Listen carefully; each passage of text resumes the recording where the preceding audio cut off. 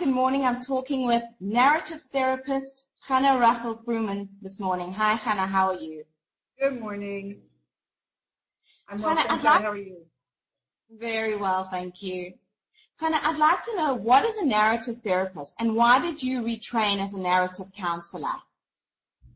So narrative therapy is a sociologically based therapy that has a beginning, a foundation, that every human being is in the process of moving forward, wanting to contribute, getting meaning and satisfaction from being part of the human race.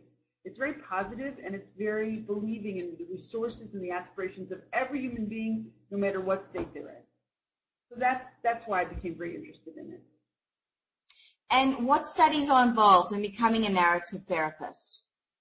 Well, I studied initially in Australia, which was strenuous, to get the international certification. So we've made this available in Israel. It's a one-year program. It's broken down into 3 parts. There's 6 months of the theoretical part that you learn and you try. Then there's 3 months with a client, with the class, and the client is working with the therapist and the class is observing. And then there's 3 months where each person works with their own client, getting supervision as they go. At the end of the year, what we found is that people are ready to begin their own area of specialty, where they feel comfortable as a therapist.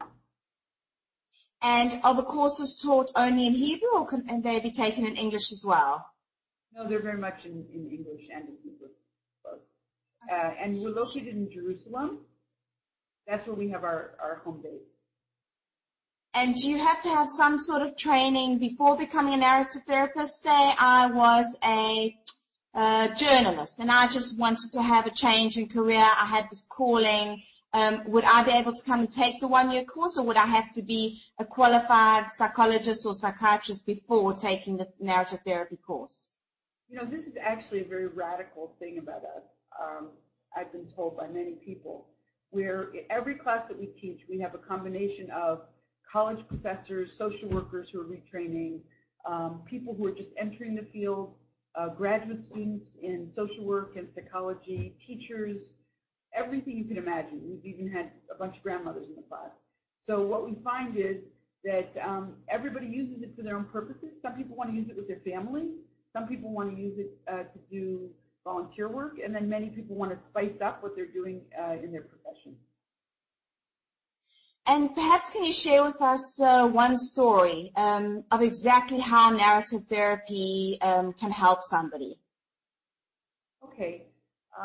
There was a couple that I worked with, and he was from a family where only positive dialogue was allowed, and she really wanted to communicate deeply. So for 10 years they were best friends, and then he began a brand new business and had no time for her, and she was heartbroken.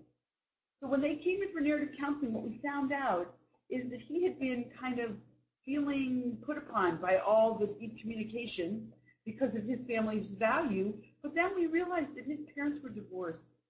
And we talked about that whole idea that maybe only positive was a little bit too much and a little bit too demanding. And when he started to consider that possibility, he really opened himself to what his wife was asking for, which was just to communicate deeply about an experience and to include feelings.